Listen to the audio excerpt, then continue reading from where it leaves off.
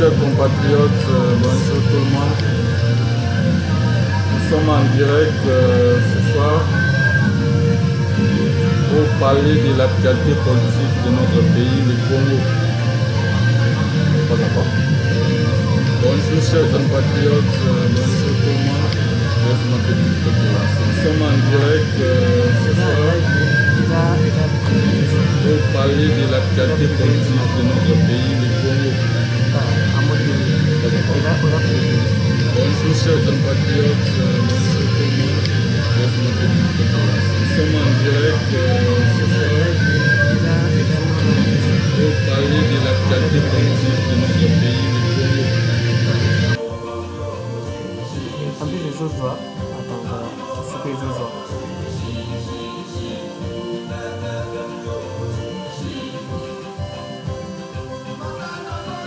Ah voilà, là.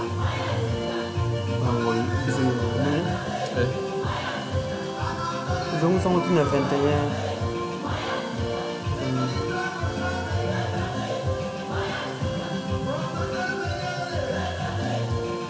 Après la vie, tu peux modifier. Après là, on peut modifier. C'est ça.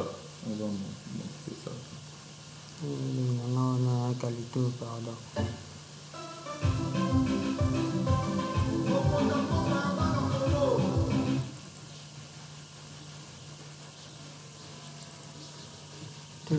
Il a 20, 21. 21. Côté l'India, il est banni là. D'accord, mais attends, il non parce que Attends, Kabila. j'ai une démonie aussi, mais t'as l'envoi. Attends, Kabila. Ça ne pose pas de problème. Oui, en plus, c'est que c'est comme trop là-bas. Mais on va modifier. Il est banni là. D'accord, mais attends, non parce que Attends, Kabila. j'ai une démonie aussi, mais t'as l'envoi. Attends, Kabila. Ça ne pose pas de problème. Oui, en plus, c'est que c'est comme trop On là-bas. va modifier tout ça, mais on va modifier. Il est banni là.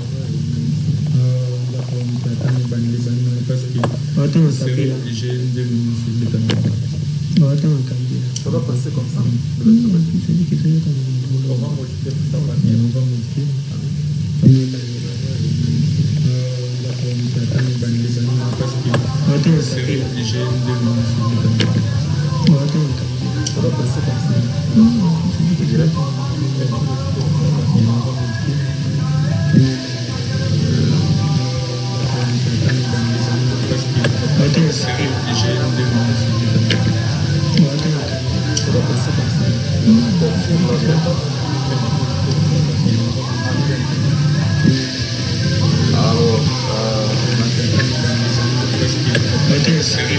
Merci beaucoup de partout. Nous sommes en direct ce soir pour parler de l'actualité politique de notre pays, le Congo.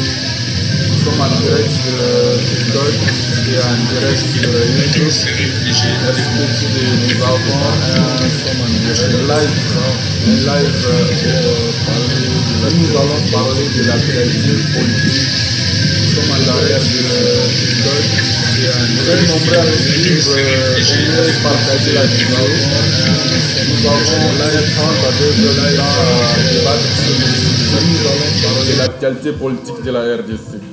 Donc, chers compatriotes, nous avons beaucoup à discuter par rapport.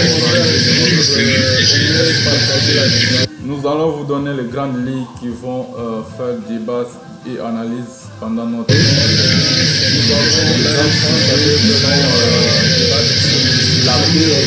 l'actualité politique de la RDC. Donc, notre pays, chers compatriotes, notre pays a une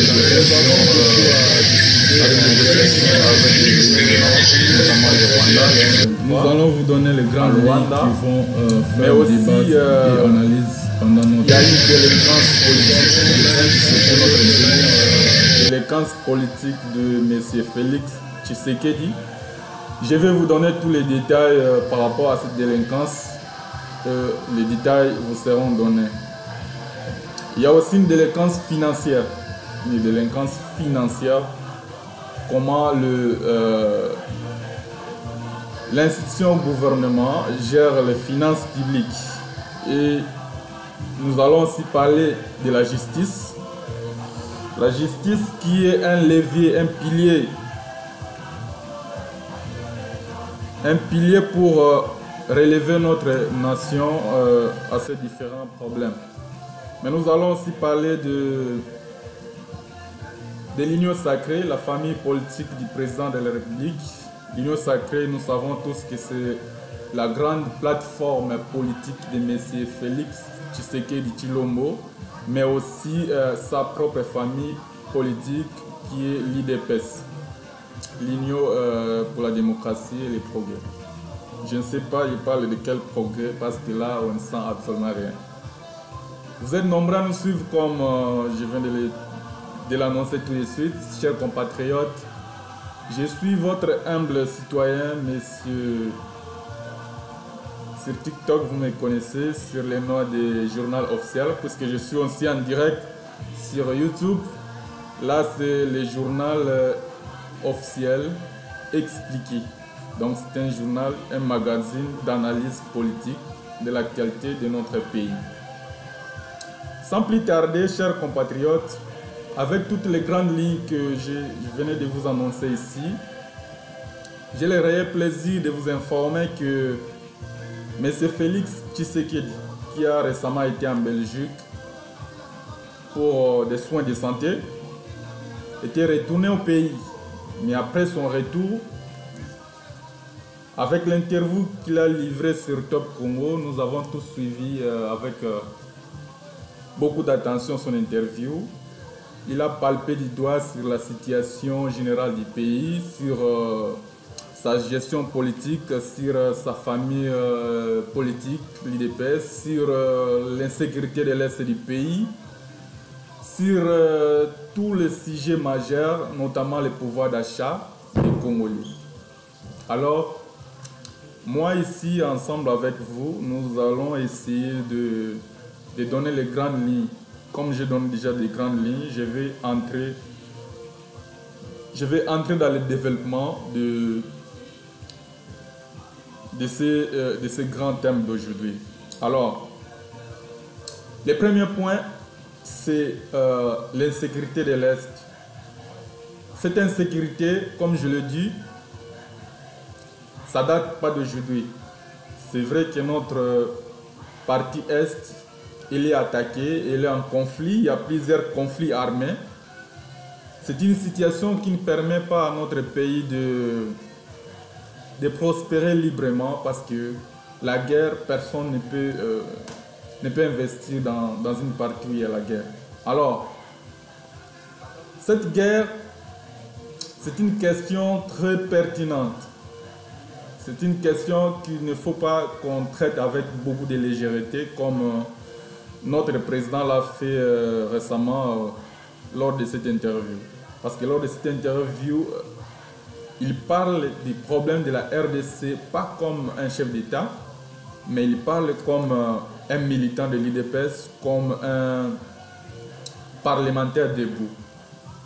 Alors moi ici, avec les soucis du Congo que nous avons tous, parce que personne n'est plus congolais que tout le monde, nous tous nous sommes des Congolais, nous avons tous les soucis de voir notre pays, nous avons tous les soucis de voir notre pays prospérer, nous avons tous les soucis de voir notre pays vivre en paix, et nous voulons juste que les choses se redressent. Mais vous devez savoir avec moi ensemble que pour que les choses se redressent dans notre pays, nous devons avoir un État. Et pour avoir un État, il faut avoir la population. Nous avons déjà la population. Les Congolais, nous sommes là. Et nous devons avoir un territoire. Nous avons déjà 2 450 km². Nous avons le territoire. Et nous devons avoir encore des institutions. Tapoter et partager les lives parce que ça badine en fait. Alors, si ce point-là, c'est vrai, vous me direz, mais nous avons déjà un chef d'État, nous avons des institutions. Alors, puisque nous avons déjà toutes ces choses-là, de manière figurante, la chose qu'il faut encore ajouter, il faut que ces institutions soient aussi souveraines. C'est-à-dire qu'il faut que nous soyons un pays souverain qui prenne des décisions et qui l'assume aussi. Mais à la tête de notre pays, nous devons avoir un chef d'État. Parce qu'un chef d'État, il a son rôle à lui à jouer. Son rôle à jouer, il est défini dans l'article 69 de notre Constitution, qui dit que le chef de l'État, il est le garant de la nation, il est le garant du bon fonctionnement des institutions. Alors, il veille à ce que les institutions de la République fonctionnent normalement. Notamment, la première institution, c'est l'institution président de la République. Deuxième institution Parlement. Nous avons l'Assemblée nationale et le Sénat. Nous avons tous vu dernièrement comment les choses tardaient un peu à marcher du côté du Sénat. Mais Dieu faisant, ils ont fait des élections et nous avons vu que le bureau du Sénat est installé. Donc, nous pouvons dire que maintenant, l'institution Parlement est maintenant au complet. Elle peut disposer de tout son pouvoir pour fonctionner normalement. C'est quoi le travail de l'institution Parlement? C'est là où on vote les lois, c'est là où on fait les contrôles parlementaires, c'est-à-dire l'exécutif avec tout le travail qu'il fait, et c'est aux parlementaires de procéder au contrôle de ce travail-là. Est-ce que ce travail est conforme aux lois et règles de la République ou pas conforme? Donc, ils ont tous les pleins pouvoirs de sanctionner lorsque le travail n'est pas bien fait. Alors, chers compatriotes, comme je l'ai dit, troisième institution, c'est le gouvernement. Le gouvernement de la République, son rôle, c'est quoi? C'est d'agir. C'est-à-dire, il y a déjà un plan d'action. Et cela est bien défini à l'article 90 de notre Constitution qui dit que le chef du gouvernement, le Premier ministre, définit ensemble avec le chef d'État la politique de la nation. Mais après avoir défini cette politique, on doit aussi la mettre en pratique. Alors, comme on dit bien chef du gouvernement, c'est-à-dire il y a un gouvernement avec lui, et lui, c'est le chef. C'est qui? C'est le Premier ministre. Donc, nous avons Madame Souminois, qui est la chef du gouvernement, et ses ministres qui vont travailler avec lui. Cela est bien défini à l'article 93 de notre Constitution, qui dit que le ministre est le chef de son département, il applique la politique de la nation au sein de son département. Donc, si vous êtes ministre du tourisme, vous entrez dans ce ministère et vous appliquez la politique du tourisme définie par votre gouvernement. Ils ont présenté leur plan d'action. Nous avons tous vu le 12 juin, le programme du gouvernement a été validé, accepté et validé par le Parlement. Alors, après cette étape-là, ils doivent se mettre au travail. Mais la question que moi je me pose, comme tous les Congolais, notre pays est en guerre. Avant même que ce gouvernement soit installé, notre pays était déjà en guerre. Aujourd'hui qu'ils sont là, on ne voit absolument aucune action concrète qui vise à éradiquer cette guerre, aucune action concrète qui montre que ce gouvernement-là est à l'affût même de problèmes des Congolais. Alors, des problèmes des Congolais, ils sont énormes, nous avons plusieurs problèmes. Nous avons plusieurs problèmes, comme je l'ai soulevé, mais les problèmes de l'insécurité, les problèmes de la guerre, les problèmes de déplacement et tout consort, c'est les problèmes majeurs parce que là, il y a urgence. Il y a quelqu'un, on bombarde leur village, ils fuient. Et qu'est-ce que l'État doit faire? L'État doit les prendre en charge. L'État doit donner des moyens, doit soutenir ces gens-là. L'État doit aussi sécuriser ces personnes. Et non seulement terminer à les sécuriser, il doit aussi donner de l'espoir à ces gens-là. Donc, nous devons déjà défendre notre pays. Puisque diriger, c'est prévoir, on dit, il ne faut pas attendre que l'ennemi vienne bombarder votre maison afin que vous puissiez chercher les moyens à agir après. Donc, vous devez prévoir à ce qu'on ne puisse pas bombarder votre pays, bombarder votre population et tout consort. Donc là, le gouvernement a échoué déjà avec l'aspect selon lequel diriger, c'est prévoir. Donc, on comprend que ils n'ont aucune vision par rapport à la prévision. Même si quand ils sont arrivés, ils ont trouvé les Congolais en guerre, ils ont trouvé les Congolais en train de mourir, mais aujourd'hui, ils n'ont aucune politique concrète, aucune mesure même pour aider les déplacés de guerre. On ne peut pas comprendre. C'est vrai, nous qui ne sommes pas dans les zones de guerre, on peut minimiser cette guerre, on peut minimiser les effets. Mais ça demande vraiment de l'assistance. Et l'assistance, il faut d'abord, de manière concrète, il faut une aide humanitaire. Il faut que ces gens soient d'abord logés de manière digne, dans un camp digne des réfugiés. Si vous regardez les images, les camps où sont logés les déplacés de guerre, vraiment vous allez regretter. Et je crois qu'aucun politicien congolais ne va accepter que ses propres enfants, sa femme, sa famille biologique puissent vivre dans ces conditions-là. C'est ça en fait le problème. C'est ça le problème. Donc pourquoi on doit accepter n'importe quoi dans notre pays? C'est comme si être congolais, vivre dans l'est du pays, c'est un péché.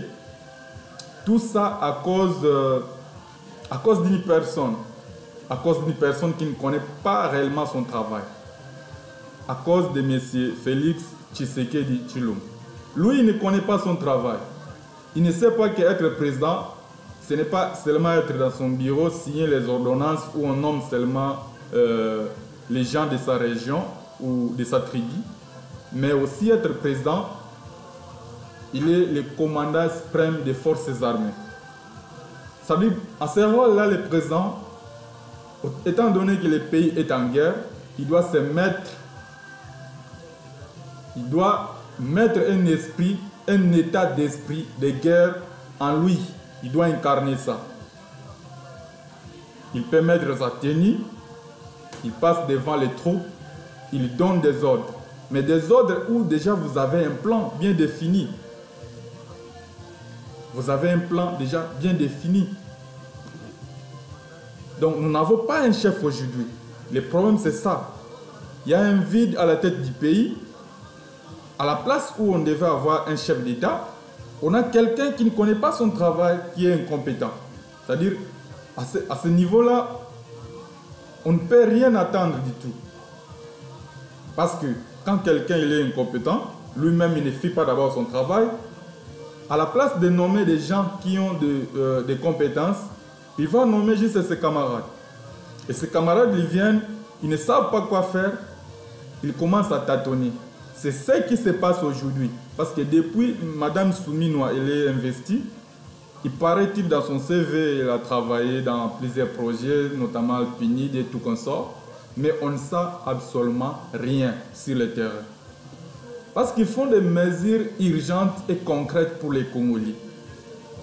Ces mesures-là ne seront pas prises de manière désordonnée. C'est pour cela ici, je vais vous parler de la délinquance financière. Donc, ce sont des gens qui arrivent seulement pour commencer à satisfaire leurs propres intérêts. Ils n'ont pas un projet cohérent. Un projet cohérent, c'est quoi? C'est un projet où on sait que quand on arrive au pouvoir, nous n'avons que 5 ans. Mais avec ces 5 ans, nous allons investir dans tel ou tel autre domaine. Nous allons mener de telle ou telle autre réforme. Il n'y en a pas. Il n'y en a pas. Et si je peux être sincère avec moi, depuis le mois de juin que le gouvernement a été investi, ça fait maintenant, je crois, 2 mois, bientôt 2 mois et demi, que je vois que les actions du ministre de Justice, garde des Sceaux, M. Constant Mutamba, Excellence Constant Mutamba, en tout cas, coup de chapeau. Félicitations parce que moi, personnellement, je sens sur le terrain que ce ministre-là, il ne reste pas dans un bureau climatisé. Il se rend de temps en temps à la prison centrale de Makala. Il ouvre les dossiers, ce qu'on appelle apparemment les placards. Il revoit les situations des Congolais qui sont injustement incarcérés dans les prisons et tout consort. Ça, c'est déjà un pas. Même si ce n'est que le début, parce que nous attendons de lui qu'il puisse convoquer M. Nicolas Kazadi, qu'il puisse, pourquoi pas, convoquer toute la mafia de M. Tshilombo. C'est une mafia où où aujourd'hui, on a beaucoup de choses à reprocher. Alors, on ne va pas... on ne va pas réussir à développer notre pays si on n'arrête pas l'hémorragie des détournements des deniers publics. Parce que le rôle du président, comme je l'ai dit, en tant que garant de la nation, il est le garant du bon fonctionnement des institutions du pays. Alors, en tant que garant du bon fonctionnement, nous avons de l'autre côté les citoyens congolais qui attendent des actions concrètes, comme je l'ai dit. De l'autre côté, nous avons un gouvernement qui doit agir par rapport aux attentes des Congolais. Alors, les attentes des Congolais sont simples. Si vous allez à Kinshasa, vous allez voir que pour quitter l'aéroport de Nzil et arriver à Gombe, vous pouvez faire 5 heures du temps dans les embouteillages. Ça, c'est déjà un problème. Et ce problème-là, ça ne dit pas seulement d'aujourd'hui. Ça date de longtemps. Et il n'y a aucune mesure concrète prise par le gouvernement pour permettre à désengorger, à désenclaver et tout consort. Voilà le sens des responsabilités que devraient avoir les gens qui viennent servir la République. Alors, quand je dis délinquance financière, c'est-à-dire aujourd'hui notre pays est semi... parce que beaucoup de gens ne savent pas les systèmes politiques avec lesquels nous avons dans notre pays. Nous avons ce qu'on appelle le régionalisme politique. Nous ne sommes pas totalement fédéral, nous ne sommes pas aussi un État unitaire. Donc nous sommes semi-unitaires et semi-fédéral. C'est-à-dire, cela se matérialise dans la décentralisation, où les provinces ont l'autonomie administrative et financière. Et nous avons aussi les assemblées provinciales, les gouvernements provinciaux, toujours pour être prêt au plus près des citoyens pour répondre à leurs besoins. Mais le problème, il se pose où? Le problème, il se pose au niveau où les moyens qui doivent permettre à ces dirigeants-là, peut-être provinciaux et tout consort, pour agir, les moyens, tous les moyens sont... Parce que tout ce que nous produisons au pays, l'argent est récolté par 3 régies financières. Donc, nous avons la DGRA, nous avons la DGI, nous avons la DGDA. Et l'argent qui est récolté en grande partie par ces régies financières-là sont directement renvoyés à Kinshasa, la capitale, dans les trésors publics, dans les caisses du trésor public. Et à la fin, depuis l'arrivée de M. Félix Tshisekedi Tshilombo, nous sommes altiers à des chansons, à des marathons de détournement des deniers publics. Depuis que ce monsieur est au pouvoir, le premier scandale financier, c'est en 2019 avec le projet 100 jours. Donc, tous les projets qu'il conçoit au sein de son gouvernement, c'est juste pour avoir un motif de détourner l'argent de l'État. Alors, puisqu'ils ont failli à leur mission, nous, le peuple congolais, c'est vrai, moi je me dis, il y a beaucoup de choses auxquelles nous n'avons pas encore donné beaucoup d'importance. Mais si et seulement si tout le monde donnait, ne fût-ce que 1 heure du temps par jour pour regarder la situation du pays, regarder les gens qui dirigent son pays, regarder la façon dont nous sommes gouvernés, vous allez comprendre que il y a un vide. Le vide, comme je l'ai dit, c'est qu'au sommet de l'État, parce que j'ai commencé à dire, nous devons avoir un État. Et pour avoir un État, nous devons avoir la population, un territoire, et puis nous devons aussi être souverains.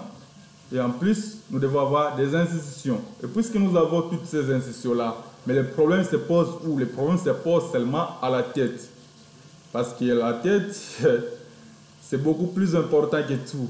Je vais vous dire pourquoi. Parce qu'à la tête, c'est celui-là qui s'appelle le chef de l'État. Lui, le chef de l'État, son rôle, c'est de garantir le bon fonctionnement de toutes les institutions. Ça, c'est clair. Mais en dépit de ça, comme je l'ai dit, il est aussi le commandant suprême. Donc, il commande l'armée, il commande la police, il commande tous les services publics pour la défense de notre pays. Donc, déjà, un vide à ce côté-là, Félix Tshisekedi ne commande pas. Soit ça, vous êtes d'accord avec moi. Le deuxième point, il est aussi le magistrat suprême. Que veut dire un magistrat suprême? C'est vrai que pour que quelqu'un soit jeté en prison, il faut qu'il y ait un procès et un jugement qui les condamne. Et maintenant, le juge suprême, lui, le chef de l'État, lui, c'est un juge unique. Il s'assoit dans son bureau, il signe une ordonnance, et quand bien même qu'il est prisonnier, il peut être gracié. C'est ça le juge suprême, être juge suprême. Donc, il juge selon, pas selon ses convictions à lui, mais il juge selon l'esprit de la loi, l'esprit de la constitution de notre pays. C'est cette constitution-là qui doit le guider quand il fait son travail. Même quand il va signer l'ordonnance pour nommer les gens à l'ANR, il doit être guidé par cette constitution-là.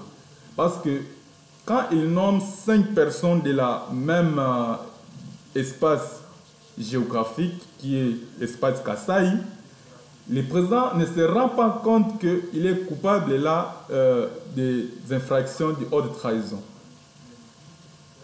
Pourquoi? Parce que le chef de l'État, comme je l'ai dit, qui doit être guidé dans son travail, il doit être guidé par la constitution de notre pays, la constitution de 2011, de 2006, révisée en 2011.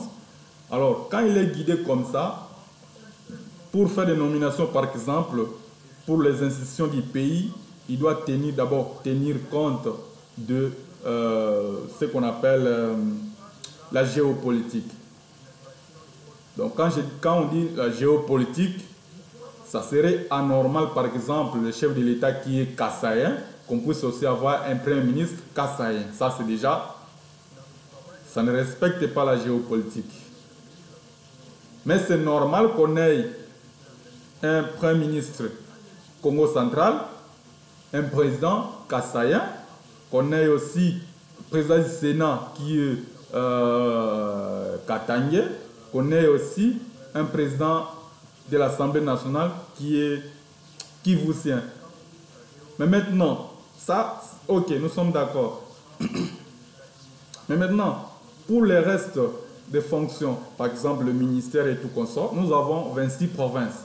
Il faut aussi qu'il y ait la représentativité. Il ne faut pas que dans l'ordonnance de cette nomination, on puisse sentir que certaines provinces n'ont pas été représentées. Ça, c'est un. Mais aussi, il ne faut pas qu'on puisse revenir à l'idée pour constater que certaines provinces ont beaucoup plus de postes importants dans la gestion du pays que les autres. Parce que ça s'appelle la République. Ce n'est pas une famille, non une famille biologique, non plus une famille politique. Donc c'est la gestion de la République. Mais maintenant, ça ce sont des critères. Ça ce sont des éléments importants qui vont guider les chefs de l'État par rapport à l'esprit de la Constitution. Mais avant de nommer M. Untel, même si du point de vue géopolitique, il remplit les critères, mais avant de les nommer, il faut aussi vérifier est-ce qu'il a des compétences pour le poste. Parce qu'il ne suffit pas, comme Mme Soumino, il ne suffit pas d'être fille d'un monsieur qui a beaucoup aidé la famille Tshisekedi et après pour être récompensé comme Premier ministre. Non, ce n'est pas ça que dit la loi, ce n'est pas ça. Tu vois? C'est vrai, il a les diplômes, mais est-ce qu'il a les compétences pour diriger le Congo? Est-ce qu'il a les compétences pour gouverner en tant que Premier ministre? Parce que le Premier ministre doit agir. Quel est son programme d'action?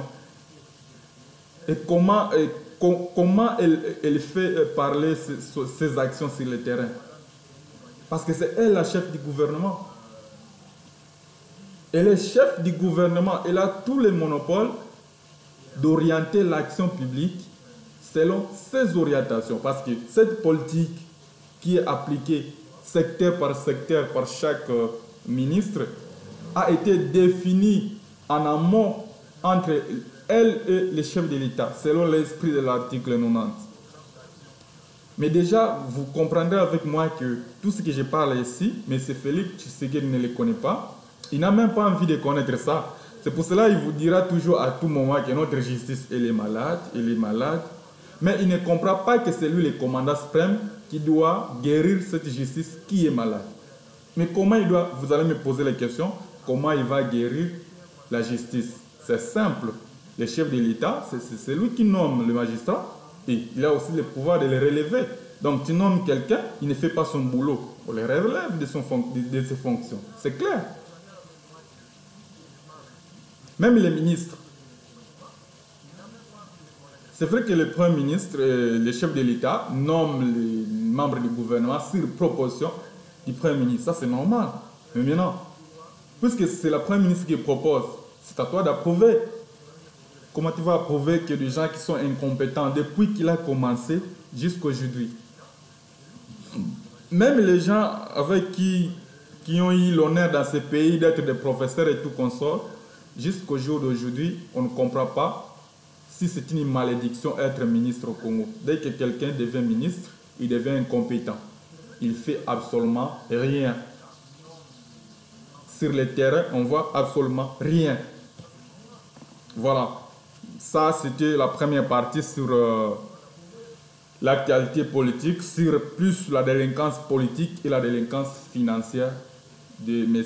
Félix Tshisekedi, avec son gouvernement à la tête de Mme Judith Suminwa, dont je salue en passant. Donc, le président, pour le deuxième sujet, la paix de Luanda, le sommet de Luanda. Le sommet de Luanda se tiendra le 20 pour négocier la paix entre la RDC et le Rwanda, surtout les hostilités et les conflits qui minent la partie est de notre pays. Alors, ces conflits, comme je l'ai dit, ça beaucoup dirait, nous avons besoin de nous en sortir. Mais nous avons tous suivi, comme moi ensemble, sur les ondes, l'interview que le président de la République a accordée à la chaîne Top Congo à partir de la Belgique. La première chose que j'ai retenue dans cette interview, le président nous a rassuré qu'il est en bonne santé. Ça, c'est déjà bon. Merci beaucoup. Nous remercions Dieu que M. Félix Tshisekedi soit en très bonne santé. Ça, c'est un élément très important. Alors, le deuxième point, le président nous a rassurés et il a géré. Il dit, autant plus que je suis président, jamais, au grand jamais, je négocierai, je vais m'asseoir au sein d'une table avec le 1-23 et négocier la paix avec le 1-23. Donc jamais. Il dit avec le 1-23, déjà, il faut écarter cette option-là. Ça ne se passera jamais. En tout cas, moi, je ne vous garantis rien. Ce sont que des points que moi, je suis en train de soulever pour vous faire constater comment M. Félix Tshisekedi est un peu maladroit face à la ligne de conduite, à la ligne de conduite qu'il faut adopter pour ces assises. Parce que je l'ai rappelé au début, pour un chef de l'État, est-ce qu'il faut d'abord passer à la théorie avant de passer à la pratique? Non. Non. Donc, le chef de l'État, il a tous les moyens, il a tous les pouvoirs. S'il connaît réellement son travail, il peut directement passer à la pratique sans passer à la théorie. Quand je dis la pratique, pour les cas précis du 1-23, la pratique c'est quoi? Vous ne voulez pas négocier avec le 1-23, mais battez-les sur le terrain. Vous allez sur le terrain, gagnez la guerre, arrêtez-le, mettez-les en prison. Et puis la guerre c'est fini. Vous récupérez toute la partie qu'ils ont occupée depuis longtemps. Ça c'est clair, nous sommes d'accord. Parce qu'il ne veut pas négocier. Il n'est pas obligé de faire un chantage quand même. Alors, le deuxième point, toujours à propos de ça, le président M. Félix Tshisekedi Tshilombo, le chef de l'État, le président le plus incompétent, le plus nul que moi je n'ai jamais connu. Parce que depuis un moment donné, depuis 2019 qu'il est au pouvoir. Je vous rappelle, je vous fais juste un rappel. D'abord, il nous vient avec M. Kagame au stade de martyrs de Kinshasa pour cracher sur nos morts. Il dit que Kagame, c'est mon frère. Il dit, lorsqu'ils ont signé, ils ont fait une rencontre à Goma, ils ont signé des accords économiques. Il dit ceci, mais c'est Kagame, c'est un partenaire fiable. Ça, ce sont ses paroles. Moi, je me pose la question et je vous réponds cette question. Lorsque quelqu'un est ton frère et deuxièmement, et qu'il est un partenaire fiable, je ne sais pas à quel moment le président a constaté que M. Kagame n'était plus fiable et qu'il n'était plus son frère. Après, il a commencé à faire les chantages partout dans le monde entier, que M. Kagame qui nous agresse, il agresse la guerre, c'est lui et tout consort, c'est lui qui soutient le 1-23. Ça, ce sont les paroles de M. Tshisekedi que je suis en train de vous rapporter. Raison pour laquelle j'ai commencé à vous rappeler que le président lui-même nous a assuré qu'il est en bonne santé. Moi, je commence à douter de cela. Est-ce qu'il est réellement en bonne santé? Il faut vraiment qu'on puisse vérifier cela parce que là, je n'ai plus d'assurance en fait. Parce que de 2019 jusqu'à 2024 aujourd'hui, avant qu'il fasse cette interview, nous avions tous en tête que celui qui agresse la RDC, c'est M. Kagame. Celui qui est derrière le 1-23 qui les soutient, c'est M. Kagame. Et il y a même des rapports de l'ONU par rapport à ça. Mais c'est Félix Tshisekedi, il vient à cette interview, il jette tout en pâture. Comme il a l'habitude de dire lui-même, il ne faut pas jeter tout en pâture, ils sont quand même des chefs de famille et tout consort. Là pour défendre les voleurs. Mais il oublie que les Congolais aussi sont des chefs de famille. Voilà. Là, il ne connaît pas cet aspect-là. Il jette tout en pâture en disant que ce n'est plus M. Kagame qui nous agresse, et celui qui nous agresse, c'est Joseph Kabila. Parce qu'il dit clairement que Joseph Kabila, lui, il a boycotté les élections de 2023, décembre 2023, et c'est lui qui est derrière l'AFC. Chers compatriotes, c'est grave. C'est grave et extrêmement grave. Parce que, comme je vous l'ai dit, les chefs de l'État, dans notre coutume, on dit, les chefs coutumiers ne voient pas des sorciers. Mais pourquoi ils ne doivent pas voir un sorcier? Parce que déjà, dans l'aspect culturel et ancestral de notre ancestralité, le chef, quand il est chef, il est muni de tous les pouvoirs pour affronter tous les esprits, que ce soit les sorciers, que ce soit les personnes physiques et tout consort. Donc, il ne peut pas venir et commencer à se plaindre, à dire que non, j'ai vu un sorcier. Alors, quand vous criez que j'ai vu un sorcier, vous verrez que votre population va commencer à fuir. Parce que vous-même, les chefs, déjà, vous manquez la maîtrise de soi. Alors, sur cet aspect d'accuser Joseph Kabila, moi, je ne dis pas que ce n'est pas vrai. Mais le danger, c'est quoi? Le danger, c'est que le président de la République affaiblit notre diplomatie. Notre diplomatie avait déjà des soutiens par rapport à nos arguments d'accuser M. Kagame. Nous l'avons accusé, on a crié partout dans le monde. Nous avons eu le soutien de l'ONU. Des fois, l'ONU a produit un rapport pour accuser le Rwanda, pour dire qu'il y a des troupes rwandaises en RDC, traversées et tout consort. Il y a même des preuves par rapport à ça. Mais avec cette interview, M. Tshisekedi a tout jeté en pâture en disant que c'est Kabila qui est derrière. Donc ça laisse croire, ça laisse entendre que le problème du conflit militaire qui se vit à l'est du pays, c'est un problème exclusivement congolais. Ça n'a rien à voir avec l'extérieur, ça n'a rien à voir avec Paul Kagame. Vous comprenez un peu ma façon de penser. Ce n'est pas vraiment ma façon de penser, mais je vous fais comprendre les sujets tels que les paroles du président, mon interprétation par rapport à cette interview. Parce que comme je l'ai dit, il y a toujours une ligne de conduite par rapport à la diplomatie. Quand vous êtes devant les caméras en tant que chef de l'État, il y a des choses que vous devez dire et des choses que vous ne devrez pas dire. Il faut toujours avoir un langage diplomatique. Et surtout, lui, le chef de l'État, il a aussi le devoir de réserve sur beaucoup de choses. Mais il ne connaît pas ça.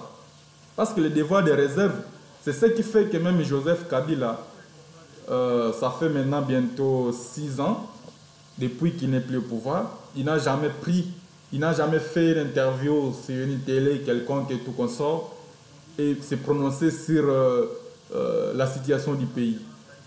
On lui a pris sa majorité, il n'a rien dit. Il s'est calmé, il s'est mis dans son coin et puis c'est tout. Donc, il y a beaucoup de choses qui font penser que le président de la République, à ce niveau-là, il a débordé. Ce sont des choses qu'il ne devrait pas dire parce qu'il met en mal notre diplomatie. Comment maintenant nous allons nous défendre face à ce sommet qui se tient au Rwanda? Parce que ces sommets-là, ce sont des enjeux de la sécurité de notre pays. On a accusé les Rwandais, l'Union africaine a fait l'initiative de faire asseoir les Rwandais et la RDC sur la même table pour négocier la paix. On arrive au stade où le président de la République jette tout en pâture. Le sommet qui va se dérouler le 20 août, c'est un sommet qui sera un peu spécial. Le chef de l'État, il est personnellement invité. Paul Kagame, il est aussi personnellement invité. Alors, qu'est-ce qu'on attend de ce sommet? On attend de ce sommet à ce que le respect de la feuille de route qui a été définie par les médiateurs et les parties prenantes à ce pourparlers. Et toutes ces choses-là, comme je l'ai dit, toutes ces choses-là, c'est lui qui doit donner des orientations claires à ce pourparlers-là, pour que la partie congolaise sorte victorieuse, pour que la partie congolaise soit valablement représentée, ses intérêts soient valablement défendus. C'est M. Félix Tshisekedi. Moi, personnellement, je commence à douter de sa sincérité, mais aussi de sa santé mentale. Est-ce qu'il est vraiment en bonne santé? En dehors d'être incompétent, il se pourrait qu'il soit encore malade. Parce qu'il a fait cette interview avec beaucoup de précipitation. Il est encore en convalescence, il n'a pas toutes ses forces avec lui, mais il fait une interview, je n'ai pas compris, comme si quelqu'un qui s'est défoulé. Voilà. Donc on ne dirige pas les pays avec des états d'âme. On dirige les pays avec des textes bien précis. On dirige les pays avec des bases, des textes de loi et tout consort. L'esprit patriotique, les intérêts de la nation, ils doivent être sauvegardés. C'est son rôle à lui de le faire. Rappelez-vous, quand il a prêté serment, déjà 2 fois qu'il a prêté serment, donc il a l'expérience des prestations de serment déjà 2 fois. Quand le président prête serment, il jure de protéger le pays. Il jure contre vents et marées de protéger notre nation. Donc, rendez-vous compte, est-ce que le serment qu'il a prêté, il est sincère? Est-ce qu'il y a un problème par rapport à ça? C'est quoi le problème? C'est toi et moi, peuple congolais, de connaître ce problème. Comme je viens de vous le démontrer par mon analyse, que le problème du Congo, ce n'est pas sa population, ce n'est pas ses richesses, ce n'est pas ses voisins, mais le problème du Congo, c'est son chef. C'est lui qui s'appelle Félix Tshisekedi Tshilombo aujourd'hui. Pourquoi c'est lui? Parce que je voulais démontrer aujourd'hui. Notre pays ne souffre pas seulement des problèmes de l'insécurité, de la défense et sécurité. Notre pays souffre aussi de l'incompétence notoire au sommet de l'État. Il faut que quelqu'un qui soit là, qui se comporte en chef et qui sait ce qu'il doit faire, il fait son boulot. Et le Congo va se retrouver dans le concert des nations. Nous avons tous les moyens et les capacités pour se relever. Nous avons les ressources humaines, nous avons les ressources naturelles. Nous avons tout. Donc tout ce qu'il nous faut, il faut quelqu'un qui réfléchit. Il faut quelqu'un qui fait son travail. Il faut quelqu'un, un leader qui a un projet, qui va mettre tout le monde dans l'ambiance de travail, de recherche, jusqu'à trouver des solutions à nos problèmes. C'est ça le travail d'un leader, c'est ça le travail d'un chef d'État. Pourquoi on dit, c'est devenu une chanson aujourd'hui. Chez nous au Congo, on dit souvent, sous l'impulsion du chef de l'État. C'est devenu une chanson. Posez-vous la question, sous l'impulsion du chef de l'État veut dire quoi? Dans le fond. Il faut chercher à comprendre tous les termes et vous allez comprendre pourquoi j'ai dit que le problème c'est lui. Parce que l'action que le ministre va mener, comme je le dis, ça a été défini. Cette politique-là que le ministre va appliquer dans son secteur, ça a été défini en amont par les chefs de l'État et le Premier ministre. Mais pourquoi les chefs de l'État? Posez-vous la question, parce qu'il cherche à se dédouaner. L'interview qu'il a passé dernièrement, il dit que ce n'est pas mon rôle, c'est le rôle du Premier ministre. Mais il oublie que le Premier ministre, c'est lui qui nomme le Premier ministre. Ça, au moins, il l'oublie. Moi, je lui rappelle, c'est lui qui nomme. Donc, quand quelqu'un nomme un incompétent, ce n'est pas l'incompétent qui est nommé qu'on va donner la faute. La faute, c'est à celui qui a nommé. Pourquoi il y a plusieurs citoyens qui sont compétents? On les laisse, mais on prend seulement celle qui est incompétent pour satisfaire ses intérêts personnels. Donc là, ça revient à dire que le président, il est aussi responsable de ses actes. Quel acte? L'acte qu'il a posé en signant l'ordonnance de nomination du Premier ministre, Mme Judith Souminois, qui sur le terrain aujourd'hui, ça fait presque 3 mois, on ne voit absolument rien. Aucune politique compréhensive. Comment elle peut faire comprendre au peuple congolais qu'elle travaille?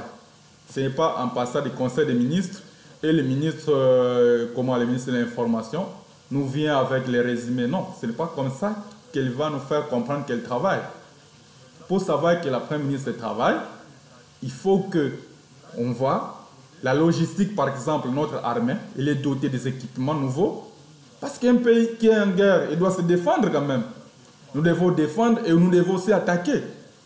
Nous devons défendre pourquoi? Parce que nous devons défendre les territoires que nous avons aujourd'hui qui ne sont pas occupés. Ça, nous devons le défendre. Ça, c'est un.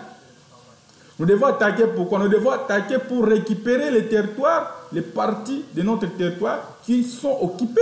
Nous devons quand même attaquer. On ne peut pas laisser l'ennemi vivre là comme s'il est chez lui. Et si on dit que ce sont des citoyens du pays, ils sont en insurrection avec leur pays.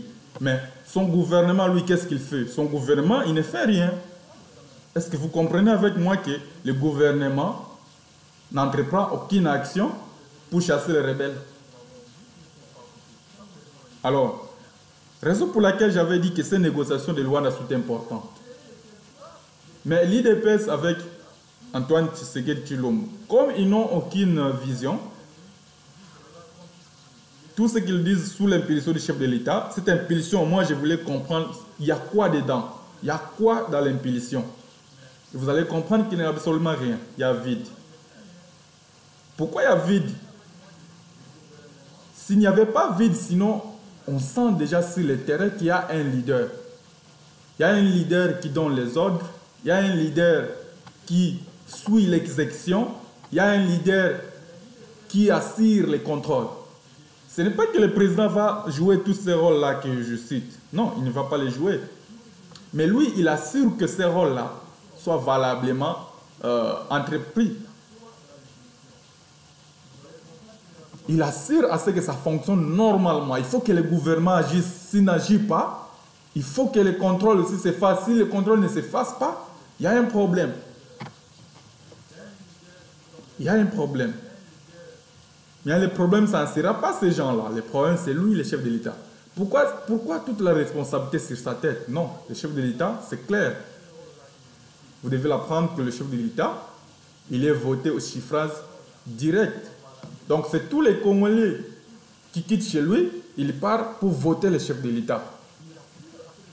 Mais les parlementaires, eux, ils sont votés par une fraction de la population. Donc, dans une circonscription, quand on te vote, tu représentes ta circonscription. Même si tu vas défendre les intérêts de tous les Congolais, mais au moins, tu es d'abord le représentant de ta circonscription. Mais celui qui a été voté par toutes les circonscriptions électorales de la RDC s'appelle Félix Tshisekedi Tshilombo. Raison pour laquelle il a le pouvoir, il a l'impérium. Il doit incarner à lui le sens de la responsabilité pour faire le travail pour lequel il a été voté. C'est ça en fait. Parce que lui, il est voté pour ça. On le vote pour faire le travail qu'il doit faire. Il doit assurer que toutes les institutions fonctionnent normalement. Et comme je l'ai démontré que ça ne marche pas parce qu'il y a un vide dans son chef. Ce vide, ça peut être occasionné parce que le président déjà, il n'a pas le niveau. Il faut avoir des compétences.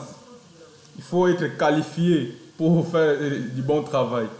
Et pour être qualifié, il faut... Parce que la qualification, c'est le résultat d'un investissement. Moi, la langue que je vous parle, le français, quand je suis né, mes parents ne parlaient pas le français. Donc, ils parlaient le Kikongo, ils parlaient le Kiyombe, ils parlaient toutes nos langues dialectes du pays. Mais ils ont investi à ce que je puisse étudier. Et voilà les résultats maintenant. Donc, je suis un peu à l'aise de me présenter envers vous et vous parler le français. Pourquoi? Parce que j'ai investi. Mes parents ont investi et moi-même j'ai investi. Voilà. Et lui, il n'a pas investi. Ses parents n'ont pas investi dans son éducation. C'est ça aussi le problème. Moi, je ne vais pas entrer dans ces détails-là. C'est beaucoup trop important le sujet du pays. C'est beaucoup trop important le sujet en fait. Le sommet de Luanda, comme je vous l'ai dit. Nous allons à ce sommet très affaibli. Je dis bien, je répète, la RDC va aux négociations de Luanda très affaibli. Pourquoi très affaibli? Premièrement parce que le président de la République, avec cette sortie hasardeuse qu'il a fait, il y a déjà manque de sincérité. Il y a aussi, il n'y a pas de précision dans la ligne de conduite de notre diplomatie. C'est-à-dire que nous devons nous mettre sur la ligne défensive ou offensive. Parce que quand vous regardez, premièrement, quand on acquise, c'est qu'on est dans la ligne défensive. Mais maintenant, on dédouane celui qu'on a acquisé.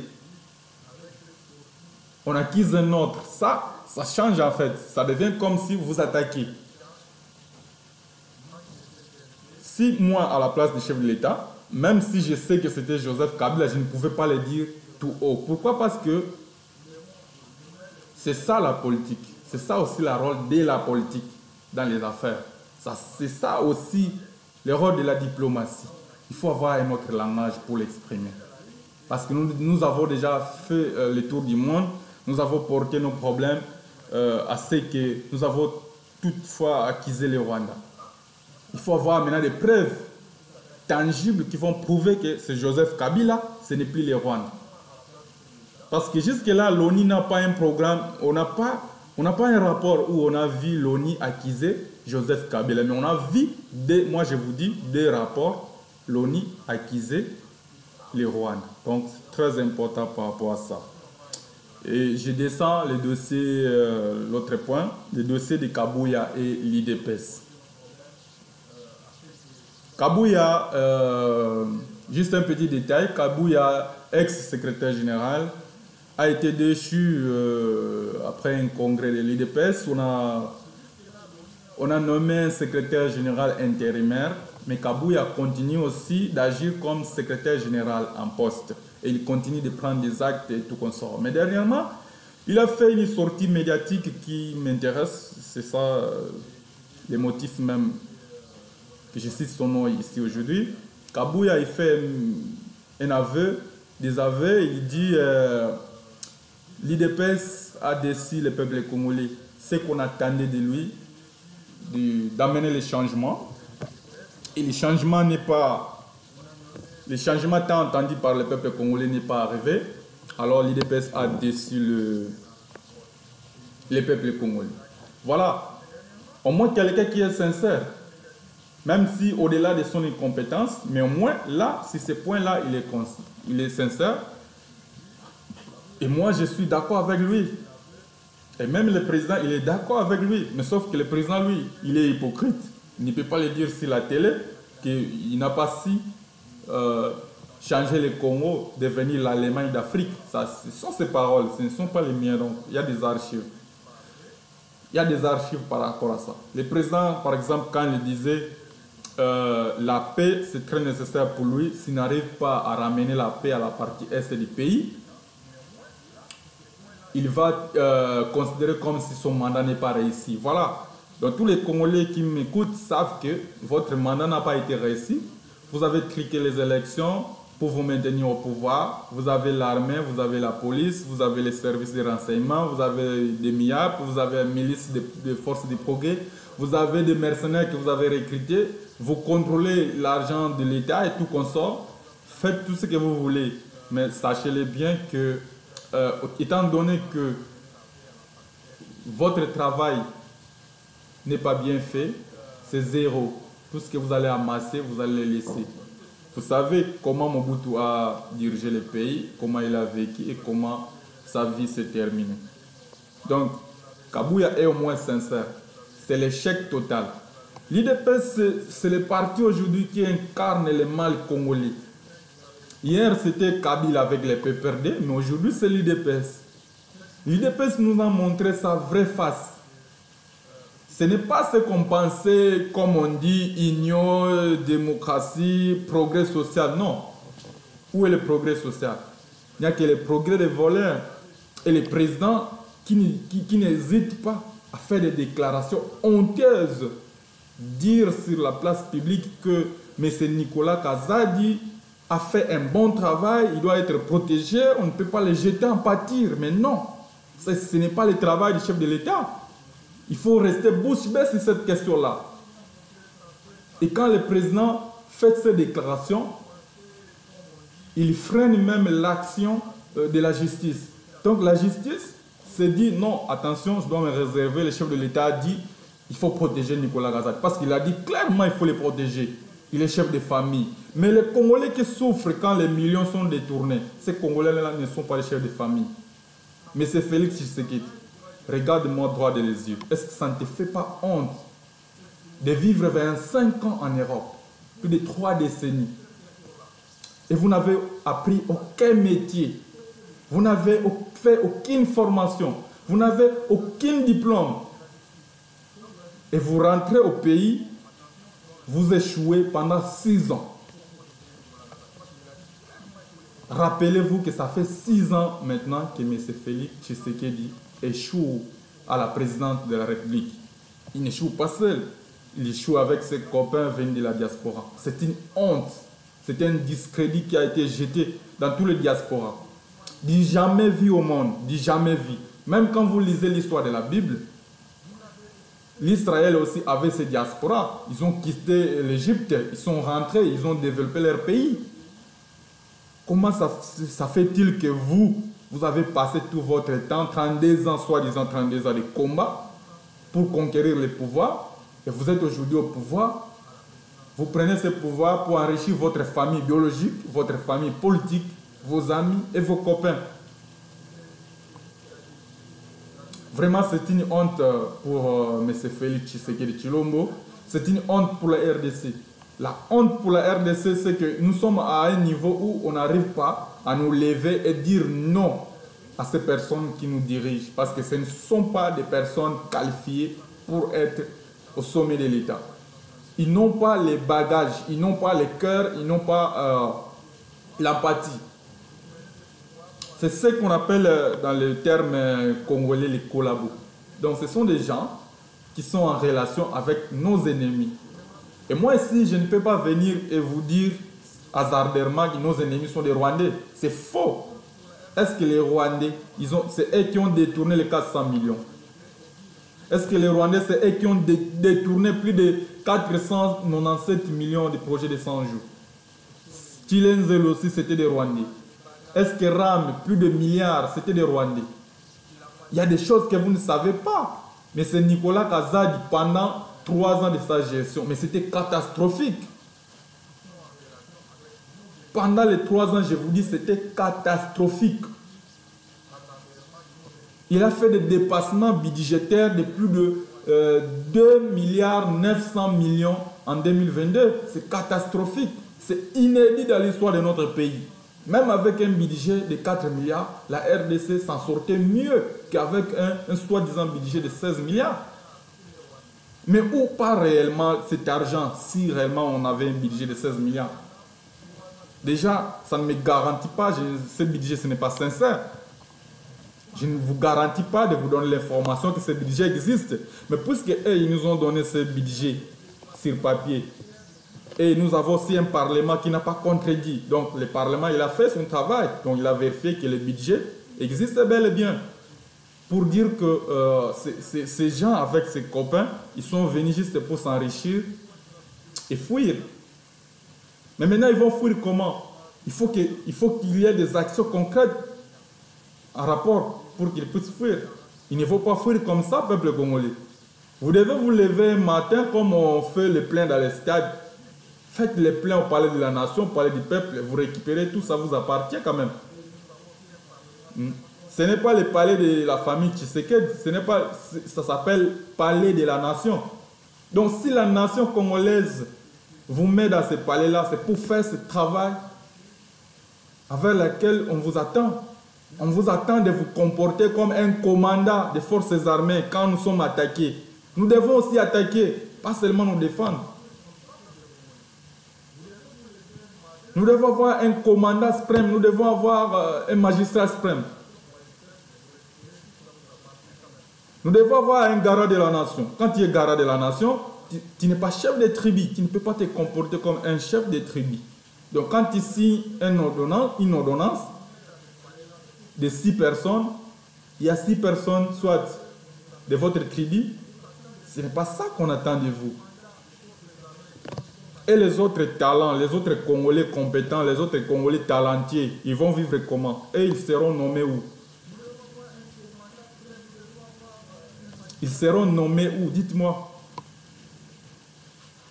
L'université Inikin, IPEN, ISTA, tout consort, et tous ces intellectuels-là, ils vont travailler où?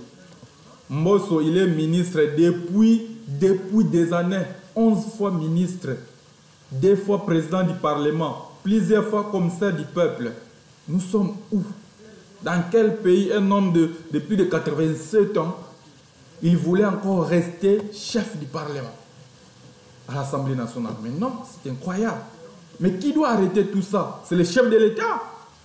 Il a tous les moyens. C'est dans sa propre famille politique que tout cela se passe. Il ne favorise même pas la représentation de la jeunesse. La seule représentation des jeunes qu'on voit, ce sont ses copines qui sont nommées, celle qui a été nommée au ministère de la jeunesse. Il y a d'autres qui sont dans d'autres ministères que je ne citerai pas ici. Donc, vous voyez, là, ces copains et copines, vraiment, ils sont nommés, qu'ils soient jeunes ou vieux, là, il n'y a pas de problème. Le problème se pose seulement aux autres Congolais qui n'ont pas de ce qu'on appelle communément dans les termes congolais branchement. Donc, ils n'ont pas de branchement, parce que branchement, pour nous, pour avoir le travail, il faut avoir des branchements. Quelqu'un qui va te brancher, te connecter à des postes, des emplois et tout consort. Voilà.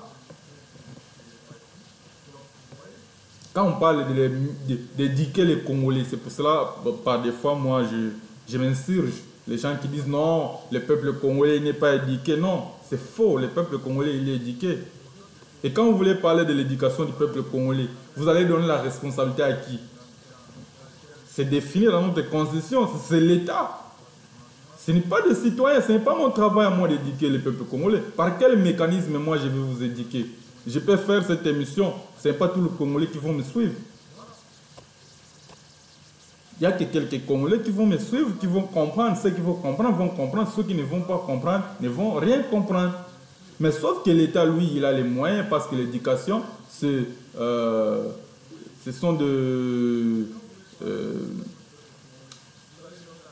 l'éducation, c'est réservé à l'État. Donc, ce sont des, comment on appelle ça, des politiques régaliennes. Des ministères régaliens plutôt. Des ministères régaliens de l'État. On ne va pas enseigner quand même au peuple congolais n'importe quoi. C'est pour cela que tout ce qui est enseigné au peuple congolais, c'est défini par l'État. Que ce soit l'école primaire, l'école secondaire, l'école humanitaire et tout comme ça. Formation professionnelle et tout comme ça. Donc toutes ces politiques qui doivent diriger la nation, l'économie et tout comme ça, c'est l'État qui va définir ça. Toi et moi, par quel mécanisme nous allons éduquer l'éducation des masses des Congolais? Donc le peuple congolais, il est déjà éduqué. Soit il est mal éduqué, soit il est bien éduqué. Donc ça dépend. Soit nous sommes au milieu, ni bien éduqués, ni mal éduqués. Et maintenant, le problème, c'est que nous devons être conscients que nous avons une part de responsabilité sur tout ce qui se passe au Congo. Si nous n'agissons pas, soit nous sommes devenus des complices de ceux qui nous abrutissent. Nous sommes en train de les faciliter de faire le travail. Parce qu'eux, ils sont là pour nous abrutir, s'enrichir, et puis ils vont fuir un jour. Mais nous n'avons que ces pays-là. Nous n'avons que le Congo. D'abord, M. Félix Tshisekedi, moi je vous rappelle, il est belge. Donc il n'a même pas de soucis avec les problèmes du Congo. Excusez. Donc c'est un monsieur, il a déjà la nationalité belge, ses enfants ont la nationalité belge et tout consort. Sa femme et tout consort. Donc même sa maman et sa famille, ses frères, tous sont des Belges. Comment nous avons laissé une personne étrangère être au sommet de notre pays? Il ne fait absolument rien, on les laisse. Il y a certains Congolais qui disent non, tu peux ça ait chance. Non, c'est quoi sa chance? Est-ce que dans la gestion des pays, il doit y avoir des chances? Non. Où est-ce que c'est défini dans notre constitution qu'il faut donner la chance à quelqu'un? Quand il s'agit de diriger notre pays, il ne s'agit pas de la chance, il s'agit des mérites. Il s'agit des mérites. Donc celui qui doit diriger notre pays, il doit avoir un bagage, il doit être formé, il doit être compétent, il doit être qualifié. Sinon, s'il n'a pas toutes ces facultés-là, ça ne sera pas possible. Parce que le chef de l'État, il a tous les services avec lui, il a tous les conseils en toutes les matières avec lui, mais sauf que pour décider, c'est lui qui doit décider, c'est lui qui doit prendre la décision. Il doit avoir une vision. Voilà le terme qui est courant dans la bouche de tous les ministres. La vision du chef de l'État et tout consort. Mais c'est quoi la vision du chef de l'État? Personne ne nous a dit la vision du chef de l'État. Voilà, c'est ça, ceci, c'est là. Tapoter parce que le live est menacé. Ça va couper, je vois. Ça risque de couper sur TikTok là, c'est menacé. Tapoter. Je crois que le live est signalé. Le live est signalé.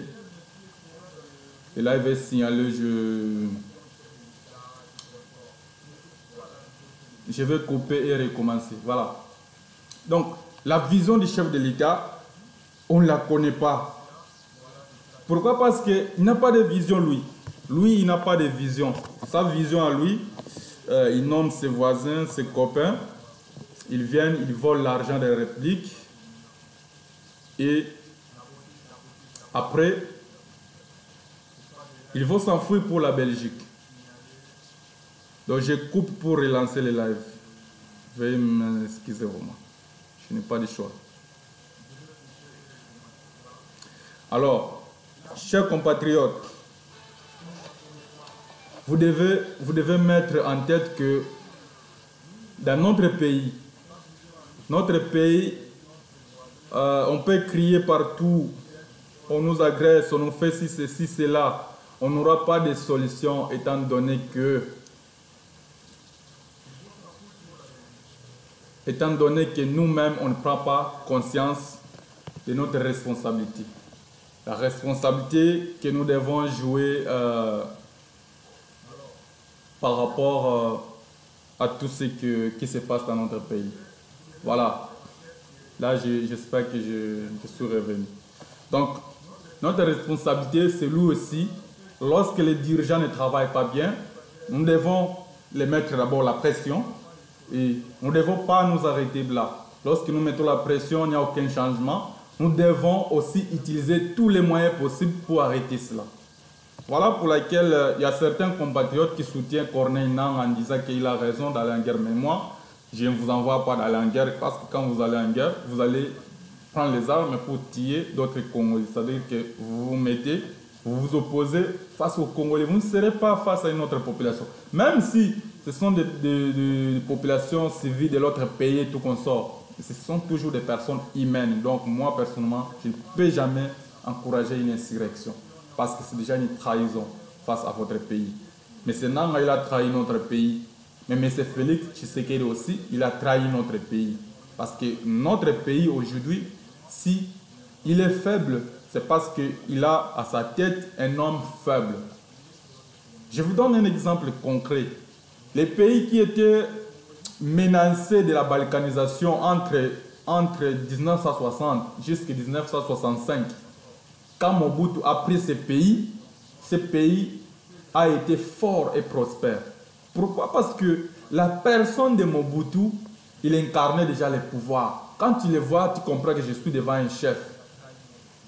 Il ne vient pas pour vous donner des promesses et tout qu'on sort, des choses qu'il n'a pas eu le temps de concevoir avec ses conseillers, avec les personnes stratégiques qui vont l'aider à matérialiser ces projets-là. Mais quand il vous parle, vous allez certainement voir des actions concrètes par rapport à ces paroles. Nous avons tant de choses ici que M. Félix Tshisekedi fait des prométhazines partout. À la fin de mon mandat, vous verrez l'Allemagne d'Afrique. On a vu son mandat à la fin. Où est l'Allemagne d'Afrique? Posez-vous des questions. Vous êtes à Kinshasa, vous manquez du courant, vous manquez de l'eau, vous manquez de tout.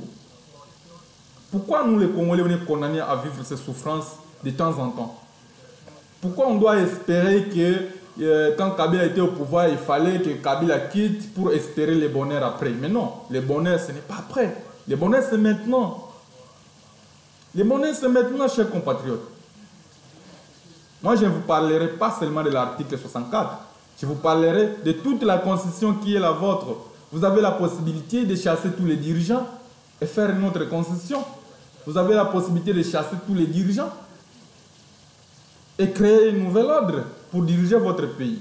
Comment on peut laisser un pays comme ça, un pays entier, maintenant, que M. Félix Tshisekedi a hérité, maintenant ce pays, il est coupé. Est-ce que vous savez réellement la superficie que le M23 occupe maintenant? Et les autres groupes armés qu'on ne peut même pas citer les noms. Je ne connais surtout pas. Mais les groupes armés à l'est du pays, c'est plus de 200. On ne vous dit pas la vérité. Les groupes armés à l'est du pays, c'est plus de 200. Donc ça, je vous en conjure. À un moment donné, on doit se dire la vérité. Pourquoi l'insécurité persiste à l'est du pays? Pourquoi nous sommes soi-disant un pays conflit armé, un pays en guerre, mais la frontière avec soi-disant les pays qui nous agressent, le Rwanda, la frontière est toujours ouverte? Pourquoi? Est-ce que vous vous posez des questions? Moi, je vais vous dire pourquoi. La frontière entre le Rwanda et la RDC reste ouverte. Pour quelle raison? C'est pour préserver les intérêts des politiciens congolais. Comment, vous allez me poser la question, mais comment on va préserver ces intérêts par la simple frontière qui est ouverte? Mais oui, il faut laisser cette frontière ouverte parce que tous les politiciens congolais, ils ont des carrés miniers. Ces carrés miniers qu'ils exploitent en contrebande, on ne peut pas exporter ces minéraux de manière légale. Et la voie la mieux adaptée pour les évacuer, les exporter, c'est le Rwanda. Voilà la raison pour laquelle la frontière n'a jamais été fermée, même pendant l'état d'urgence. Est-ce que vous pouvez imaginer une zone où il y a l'état d'urgence, mais la frontière reste ouverte? Voilà le secret.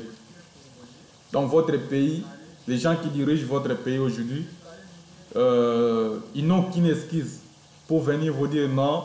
Nous on aime le Congo, on vous dirige, vous n'aurez aucune solution tant que ces gens-là qui sont incompétents, qui n'ont pas l'amour du pays, tant qu'ils sont là, vous n'aurez aucune solution.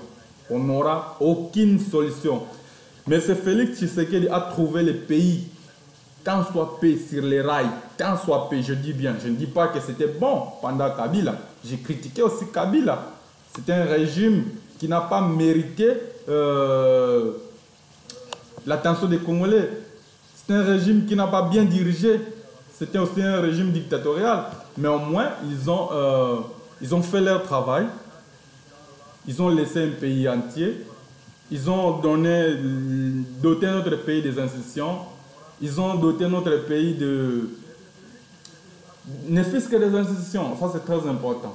Voilà. Même le système que nous vivons aujourd'hui avec les 26 provinces, la décentralisation et tout comme ça, c'est toujours l'œuvre de la Kabylie. Donc, moi, je ne vais pas entrer dans beaucoup de détails par rapport à ça, parce que je ne fais pas mon émission par rapport à ça. Mais au moins, il y a, à son crédit, il y a un travail qui a été fait pour nous donner d'abord cette constitution, même s'il a des irrégularités. C'est vrai qu'il n'y a pas d'œuvre parfaite. Déjà, ça va. Au début, on n'en avait pas. Déjà, ça va. Et rien ne nous empêche de corriger toutes les erreurs qui sont dans cette constitution. Ça, c'est la première chose. Comme je l'ai dit, il nous a laissé les institutions du pays. On n'avait pas une institution président. On avait un président usurpateur, quelqu'un qui n'a pas été voté. Donc, Kabila a permis à ce que notre pays puisse avoir des élections, soi-disant libres, soi-disant, je dis bien, libres. Et à la fin, on a eu un président, on a eu une assemblée nationale, donc on a eu un parlement qui est ici des votes. Au temps de Mobutu, on avait des commissaires du peuple.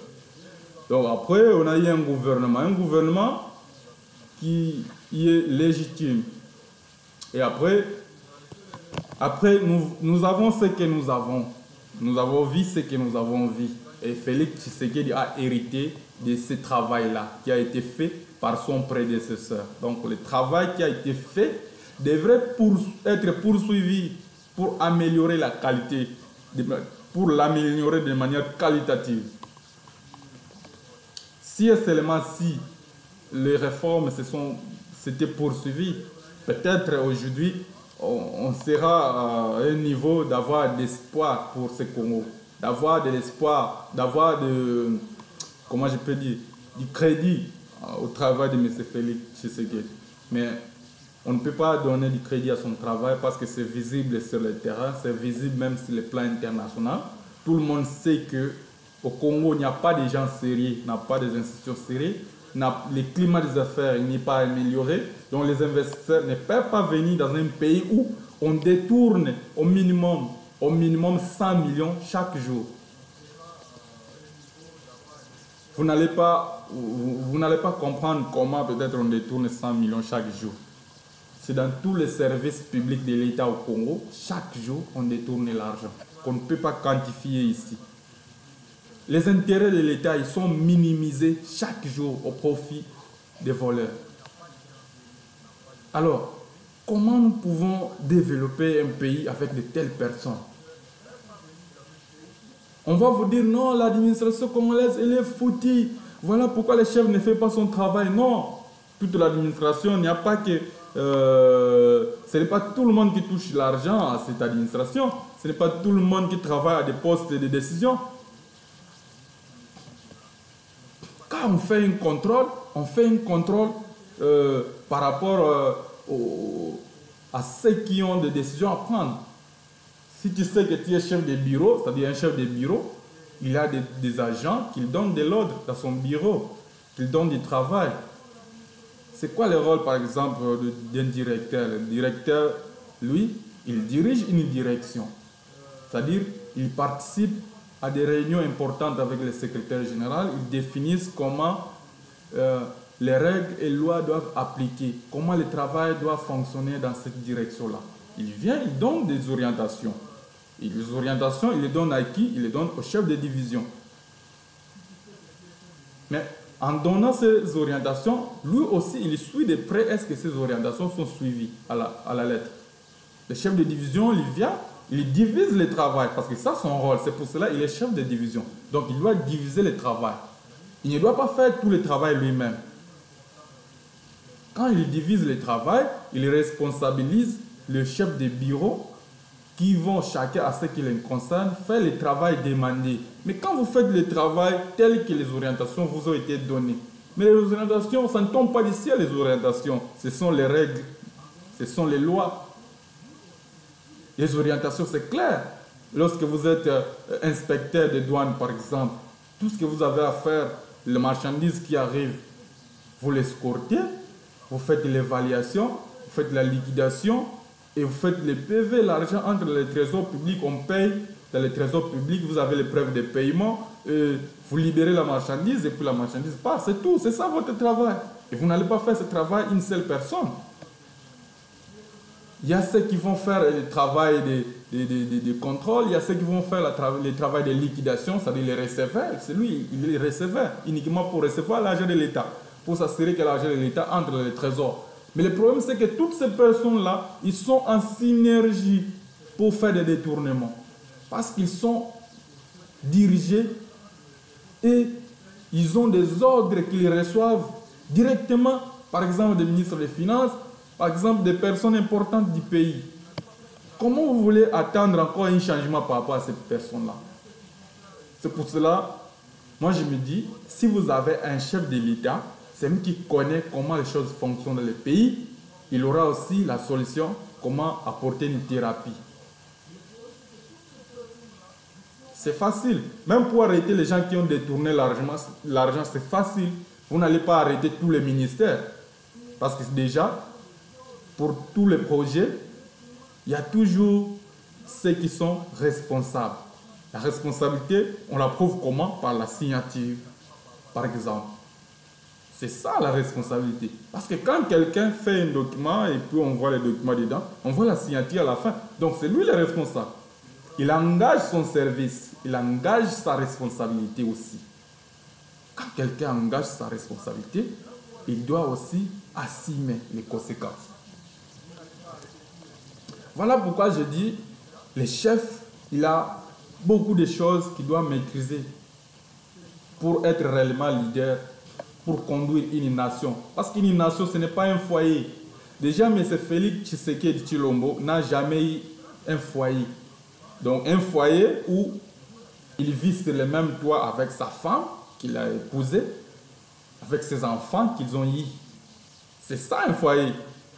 Mais M. Félix à Kinshasa, depuis que moi je l'ai connu, à moins que d'autres personnes m'apportent des informations que je ne maîtrise pas.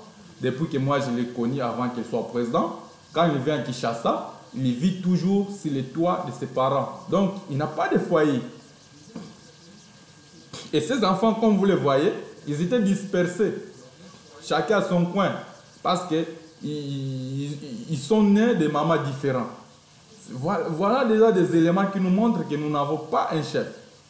Nous avons un chef qui est désordonné. Même dans sa manière de vivre en foyer. Déjà, il n'arrive pas à tenir debout pour faire vivre un foyer. Mais comment il va faire vivre une nation? Une nation qui a 26 provinces. Donc, c'est comme si au Congo, il y a 26 enfants. Mais maintenant, ces 26 enfants-là, tu dois les nourrir, tu dois les vêtir. Ils sont malades, ils doivent avoir le traitement. Il y a un problème, ils sont attaqués, tu dois les défendre, tu dois les sécuriser et tout comme ça. Comment il peut faire ce travail-là? Si déjà lui-même, il n'est pas organisé en lui-même. Voilà pourquoi nous devons réfléchir par rapport à ça. Que toutes les actions que nous devons mener doivent se caractériser par un état d'esprit d'élite pour chasser ces messieurs.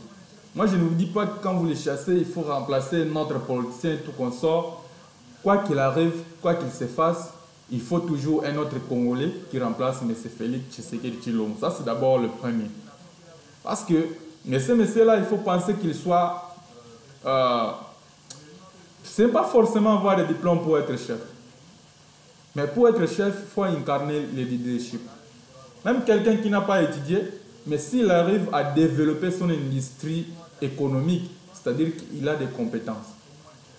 Parce que ces compétences produisent des résultats. Mais M. Félix Tshisekedi n'a aucune autre expérience en dehors d'être président, d'être parachevé miraculeusement président. Il n'a aucune expérience professionnelle. Donc, il n'y a pas un endroit où On peut me dire non, il a travaillé à tel endroit, il a réussi. Voilà pourquoi moi je doute fort de ses capacités, même quand il nous dit non, je vous rassure, il faut attendre jusqu'à la fin de mon mandat pour me juger. Mais non, on ne va pas attendre jusqu'à la fin de ton mandat, tu as déjà fait 5 ans d'échecs.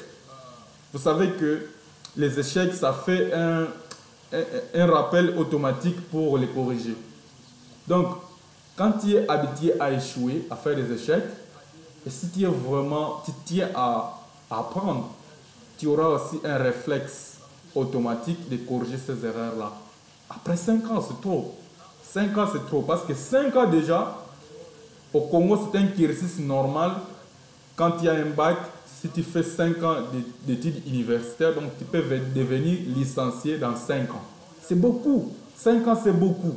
Comment quelqu'un peut passer 5 ans, il est licencié maintenant, supposons, il est licencié, mais il revient encore à faire des erreurs par rapport aux leçons de l'humanité. Mais non. Ça, ce sont des leçons de l'humanité. Ce sont des leçons de l'humanité. Donc moi, je retiens vraiment que M. Félix Tshisekedi comme président de la République, nous les peuples congolais, on n'a rien à attendre là-dessus. On n'a aucun espoir. Rien ne nous rassure que ce monsieur-là, il va tenir promesse et faire le travail comme il fallait. Nous sommes tellement naïfs à un certain point. Vous m'excusez, chers compatriotes, je ne suis pas de caractère à vous injurer. Avec tout le respect que je dois au peuple congolais, je dis sincèrement que nous sommes naïfs à un certain point de croire que ce monsieur-là, il peut faire quelque chose de bien. Il ne peut rien faire. Il ne peut rien faire. Son travail, lui, c'est victimiser, trouver un bouc émissaire. Et par rapport à ça, on ne peut pas développer un pays en accusant les autres. Le président ne doit pas accuser les autres. C'est lui qui a la signature suprême quand même. Imaginez. Le président, c'est le premier citoyen d'un pays. Dites-moi un pays. C'est toi, nous sommes 110 millions de Congolais. Celui qui est le numéro 1, c'est Félix Tshisekedi. Mais maintenant, lorsque nous avons un problème, lui, il accuse encore un autre citoyen qui est dans les rangs derrière lui. Ça, c'est incroyable. Comment tu vas accuser quelqu'un qui n'a ni l'armée, ni la police, mais c'est toi qui commandes l'armée, c'est toi qui commandes la police, c'est toi qui commandes les services secrets de l'État, les services de renseignement. Comment vous voulez pas être responsable devant tes actes? Non. Le président, il doit être responsable. Donc, quand il a échoué, il doit dire que non, j'ai échoué. J'ai échoué. Mais comme il n'est pas sincère, il ne nous dira jamais qu'il a échoué. C'est pour cela, moi, je m'inspire beaucoup parfois des démocraties étrangères. Ça m'inspire beaucoup. Ce qui s'est passé en France en 2017, par exemple, lorsque M. François Hollande voit que les attentes des Français n'ont pas rencontré son travail. Il n'a pas satisfait pendant ces 5 dernières années. Il a décidé de ne pas être candidat à sa propre succession. Ça, c'est déjà un acquis. C'est ça un homme, c'est ça un humain. Parce que la fonction président de la République, ce n'est pas une fonction familiale, comme je l'ai dit. Ce n'est pas une fonction coutumière, c'est-à-dire vous héritez de l'héritage de vos parents. Quoi qu'il en coûte, personne ne peut vous déposséder de cela. Non. La fonction président de la République, vous êtes là pour servir la République. Et quand on sert la République, il faut avoir un minimum de compétences requis. Quand vous n'en avez pas, vous êtes foutu. Vous allez mettre le pays KO. Et quand le pays il est KO, vous avez trahi votre serment. Quand vous trahissez votre serment, vous êtes passible des infractions de haute trahison. Voilà. Ça aussi, je vous donnerai les détails. Comment le président de la République, il est en fonction, comment il peut être poursuivi pour haute trahison. Si vous regardez très bien toutes les fautes que M. Félix Tshisekedi est en train de commettre, donc il est passible à des infractions de haute trahison. Parce que déjà, on ne peut pas On ne peut pas accepter celui qui a juré défendre le territoire national. À un moment donné, il est incapable de la défendre. Non seulement il est incapable de la défendre, il est incapable aussi de sécuriser les citoyens. C'est quoi un État? C'est pour cela que j'ai donné les détails. C'est quoi un État au début? On doit avoir une population, on doit avoir un territoire. Non, si nous perdons notre territoire, nous ne sommes plus un État. Tu vois? Nous devons être souverains. On ne peut pas se réveiller et puis on commence à se plaindre. Non, Rwanda a violé l'espace aérien de la RDC. Mais comment ça? On n'est pas souverain ou comment? On se pose la question, est-ce qu'on est souverain ou pas? Parce que si on est souverain, on est censé protéger notre territoire. Nous devons la protéger, c'est notre territoire. Comment nous devons protéger notre territoire? C'est pour cela que les ministres sont des ministres sectoriels. Ils ont un chef du gouvernement et chaque ministre dans son secteur. Il va définir la politique de la nation par rapport à ce secteur-là, par rapport à son département. Et lui, il va faire le suivi personnel. Voilà les problèmes que nous avons au Congo. Et c'est quoi le rôle du chef de l'État quand il est le garant de la nation? C'est-à-dire, lui, il n'est pas un magicien comme Mobutu avait dit à l'époque. Le président de la République n'est pas un magicien. Il ne peut pas tout faire lui-même. Mais c'est quoi son travail pour que tout marche bien? Son travail, c'est de sélectionner les meilleurs talents du pays. C'est ça, en fait. Vous avez ceux qui ont fait le génie civil. Sélectionner ceux qui sont les plus compétents. D'autres vont définir la politique du génie civil et d'autres vont l'appliquer sur le terrain. C'est ça le rôle du chef de l'État. C'est pour cela, c'est lui qui nomme les hauts magistrats, c'est lui qui nomme tous les magistrats d'ailleurs, c'est lui qui les nomme, c'est lui qui nomme les hauts fonctionnaires de l'État. Voilà. Comment on va nommer un haut fonctionnaire qui n'a pas la maîtrise de son secteur? Il va faire quoi comme travail? On le nomme seulement parce qu'il est de la famille, on le nomme seulement parce que l'IDPS est au pouvoir. Mais il va faire quoi quand il sera là au travail? On nomme quelqu'un qui doit être inspecteur de la douane, il ne sait pas c'est quoi le code douanier. Il ne sait pas. Mais comment vous allez accepter que nous soyons dirigés par ces gens-là? Moi, j'ai fait le commerce international.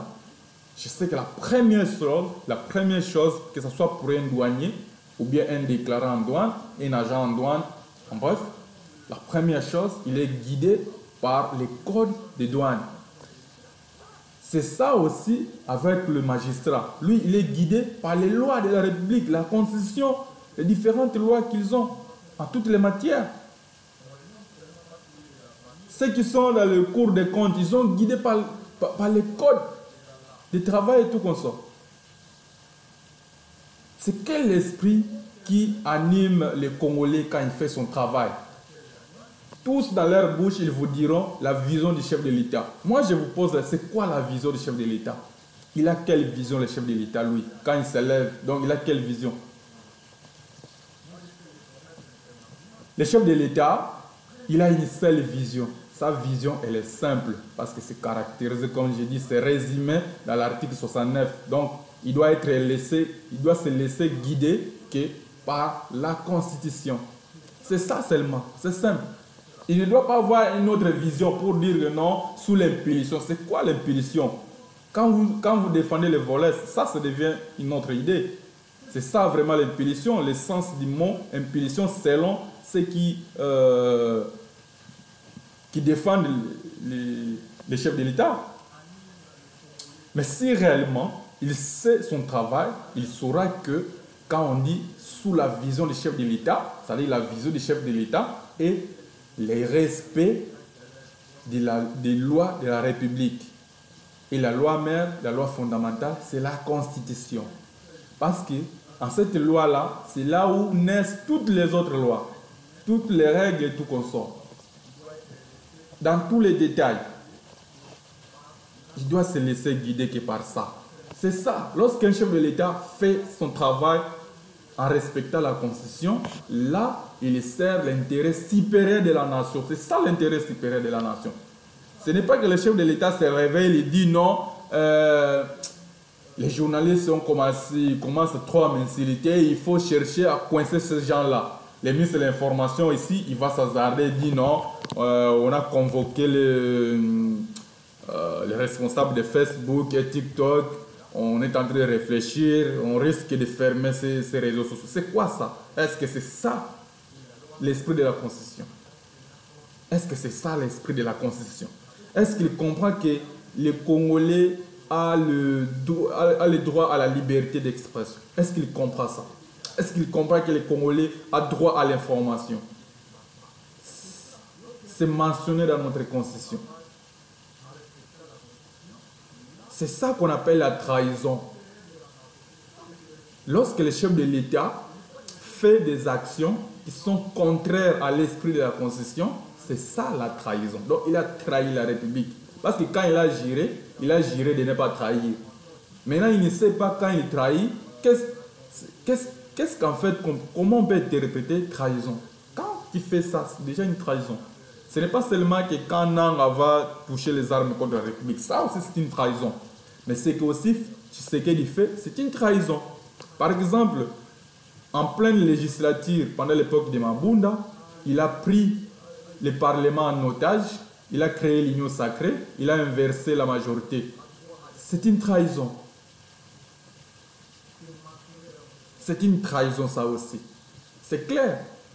Notre constitution dit bien que la majorité parlementaire, elle est définie au début de la législature. Pourquoi au début de la législature? Parce que tout de suite, vous venez de faire des élections et quand on se retrouve au Parlement tous, on va identifier la majorité parlementaire. Et cette majorité ne peut pas changer au cours d'une législature. Rappelez-vous aujourd'hui, M. Félix Tshisekedi nous a dit qu'il a plus de 475 députés au sein de l'Assemblée nationale. Nous dormons, on se réveille un matin, on dort, et tous ces députés-là, ils se disent non, nous ne sommes plus les députés de la majorité, nous sommes de l'opposition. Et ils créent une autre majorité, ils renversent le gouvernement en place, ils renversent les bureaux, ils renversent tout. Dites-moi un peu, c'était normal lorsque c'était une majorité de l'FCC? Est-ce que ça sera toujours normal si on renverse la majorité actuelle créée par Félix Tshisekedi, si on la renverse au profit d'une autre personne, une autre majorité, une autre coalition? Est-ce que ça sera normal pour vous? Voilà pourquoi je vous dis que toutes ces choses-là ne marchent pas selon l'esprit de la Constitution. Notre Constitution, elle est claire. Tout est défini là-dedans. Même les provinces, comment ils doivent fonctionner. Ils ont la libre administration de leurs finances. Comment maintenant les provinces, ça devient pour décaisser l'argent, des sommes importantes, il faut que l'IGF puisse procéder au contrôle en amont. Est-ce que c'est ça le travail de l'IGF, contrôler les frontières, les finances publiques au niveau des provinces? C'est quoi l'autonomie administrative et financière? C'est quelqu'un, il est libre, il prend un acte, il pose un acte, et l'argent entre. Quand on pose un acte pour faire entrer l'argent au trésor public, on peut aussi poser un acte pour la faire sortir, mais dans les règles établies par la loi, par les règles établies par les finances, au respect des lois de la finance publique. C'est ça seulement qui doit nous laisser guider. Lorsque le président de la République lui-même se prend pour exemple pour respecter cette constitution, respecter les lois du pays, vous verrez que cela va se contaminer à tout le monde. Parce qu'à ce moment-là, il fait son rôle exactement en tant que garant de la nation. Il ne dit absolument rien, même pas un mot au ministre de la Justice. Parce que quand tu es ministre de la Justice, tu sais déjà que dans mon secteur, je dois lutter contre la fraude, je dois lutter contre le détournement, je dois lutter contre les faux actes et tout comme ça. C'est par rapport à tout ça, vous allez comprendre que l'État, le pays va avancer. Voilà, chers compatriotes, je longuement parlé celle devant ce panel. Je rappelle que je suis aussi en direct sur YouTube. Donc, tout celui qui veut monter peut s'envoyer sa demande et on va continuer le sujet ensemble avec vous.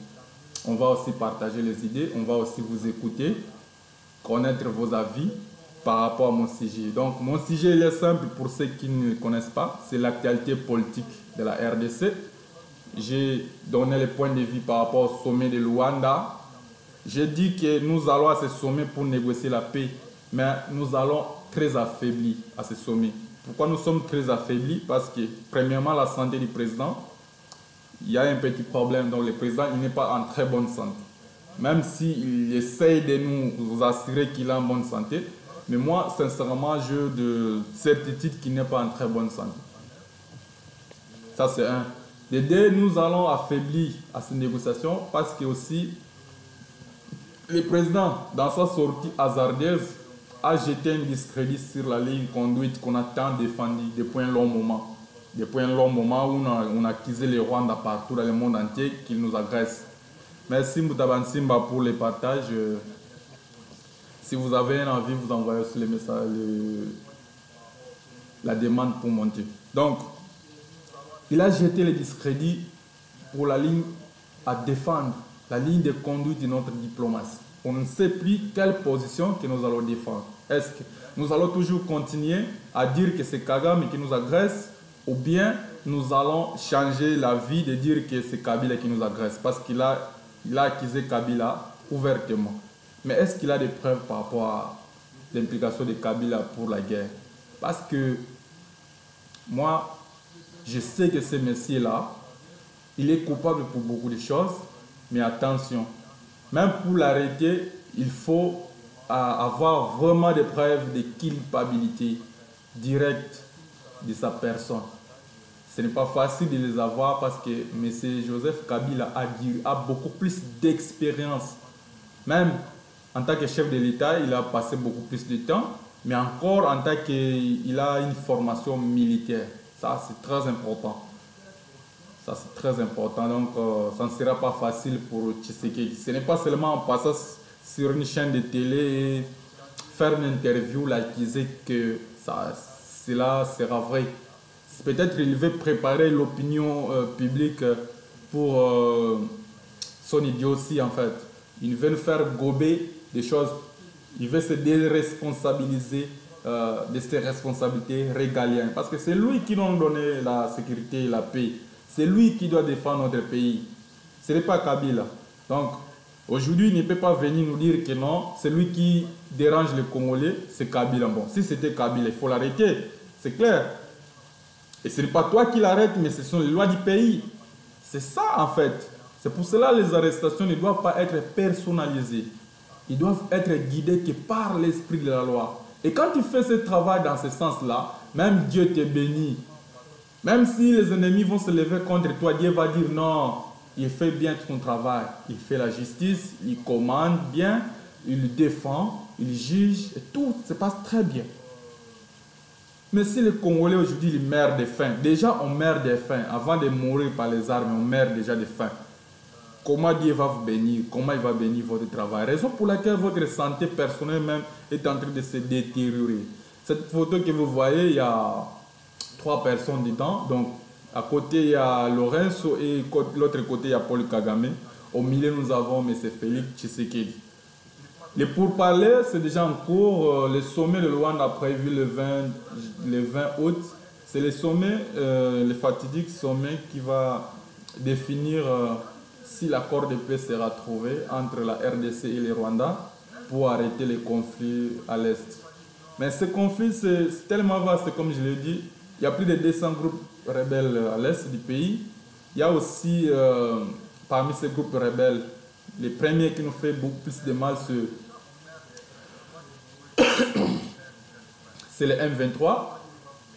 Mais pour les Rwandais, lui, le problème du M23, ce n'est pas primordial. La priorité pour les Rwandais, c'est le FDLR. Voilà, chacun a ses intérêts. Parce que dans les conseils des nations, on ne va pas pour défendre les individus, on ne va pas là pour se saluer, pour prendre des photos. Et pour le Tshisekedi, lui, c'est juste pour se filmer et se faire des honneurs. Il ne comprend pas qu'à ce niveau-là, ce sont des intérêts des nations qui sont débattus, ce sont des intérêts qui sont préservés. Voilà. Nous avons intérêt à ce que nous puissions faire diligence de détrôner M. Félix Tshisekedi. Sinon, notre pays ne va faire que sombrer du jour le jour.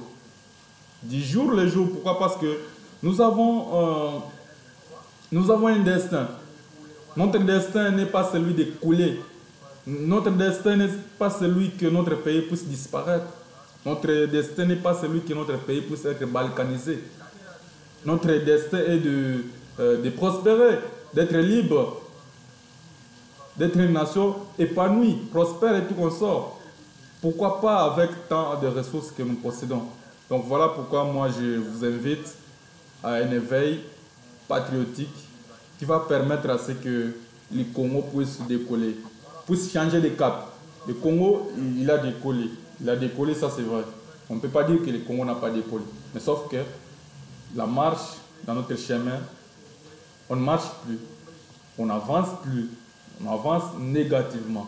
Pour l'instant, on avance négativement. Tout ce qui est négatif aujourd'hui, nous sommes spécialistes. Alors, comment on peut donner l'espoir? Parce que dans notre hymne national, on chante, debout Congolais. Nous, Congolais, nous devons être debout. Est-ce que quand on dit debout Congolais, certainement on n'est pas debout? C'est pour cela on nous invite à être debout. Unis par les sorts. Donc, unis par les sorts, on n'est pas unis par les sorts aujourd'hui. On est unis par les sorts depuis 1960. Depuis 1960, on est unis par un sort. C'est quoi le sort? Celui de vivre ensemble, tous ensemble aujourd'hui. Celui de vivre dans un pays un pays qui est multiculturel, un pays qui est multitraditionnel, un pays qui est riche en ressources naturelles, un pays qui est riche en tout ce qui est les ressources humaines et tout comme ça. Voilà, ça c'est notre sort. Unis dans l'effort, voilà maintenant, on doit faire l'effort. On doit faire l'effort. Unis dans l'effort pour l'indépendance. Pourquoi on doit faire l'effort? Parce que nos ancêtres, ils ont fait l'effort de nous donner la caricature d'indépendance que nous avons aujourd'hui. Cet effort-là a donné l'indépendance à notre pays. Notre pays a accédé à sa souveraineté. Maintenant, nous devons exercer cette souveraineté. C'est-à-dire qu'on ne doit pas lasser les efforts. On a lassé les efforts à un moment donné. Nous devons continuer pour être souverain, vrai souverain. Parce que si on est souverain, on ne va plus se lever un jour à l'autre. Le ministre de l'Information donne l'information qu'on se plaint ici parce que notre territoire aérien est violé par les Rwandais. Mais non, ce n'est pas son rôle, lui. Son rôle, ce n'est pas de venir nous donner des communiqués où il se plaint. Son rôle, c'est de nous présenter les actions concrètes qu'il a menées lorsqu'il y a eu cette violation. C'est-à-dire, on a violé, oui, on est d'accord, on a violé. Mais maintenant, qu'est-ce que vous avez fait? Vous n'allez pas agir par un communiqué. Il y a des moyens appropriés pour défendre son territoire. On défend son territoire par les armes, monsieur le ministre. On défend son territoire par des armes. Donc, un avion qui viole votre territoire, tel qu'aux États-Unis, vous n'avancerez pas 2 ou 3 mètres, vous serez directement abattu. Soit on va vous coincer, de sortir, pousser à sortir, soit on va vous abattre. Parce qu'on doit vous identifier à tout moment que vous mettez votre nez sur le sol étranger. Donc nous sommes le seul territoire où on viole à tout moment. Voilà les conséquences des irresponsables que nous avons placés au pouvoir. Raison pour laquelle je vous dis qu'il y a urgence, chers compatriotes. Il y a urgence à ce qu'on puisse agir pour finir tout cela. L'importance, pour moi,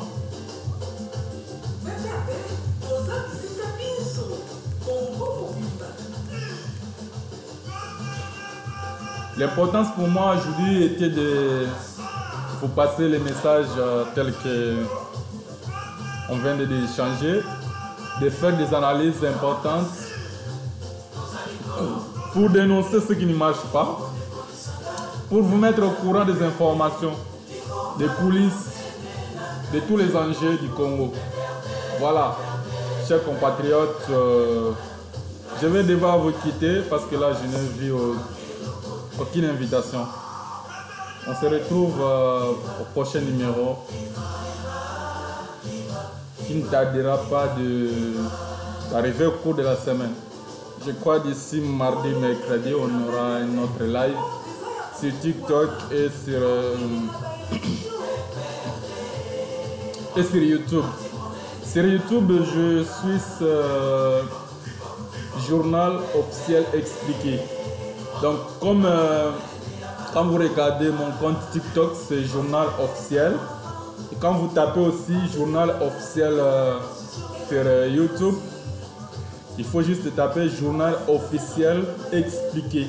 Et vous verrez ma photo, vous verrez le logo du Congo.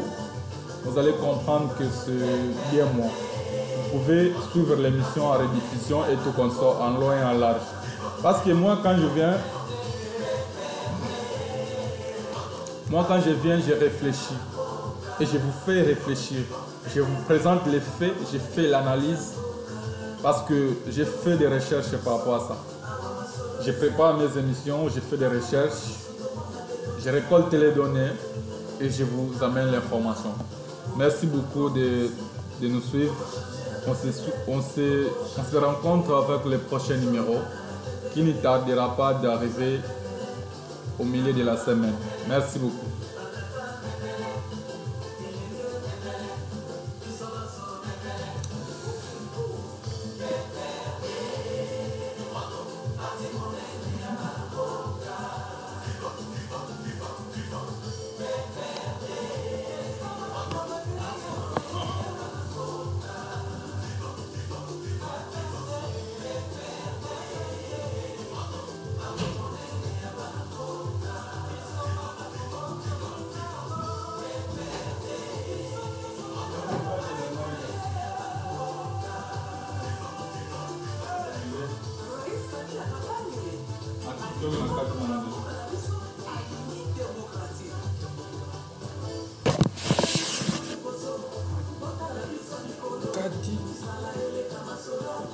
Ah ouais?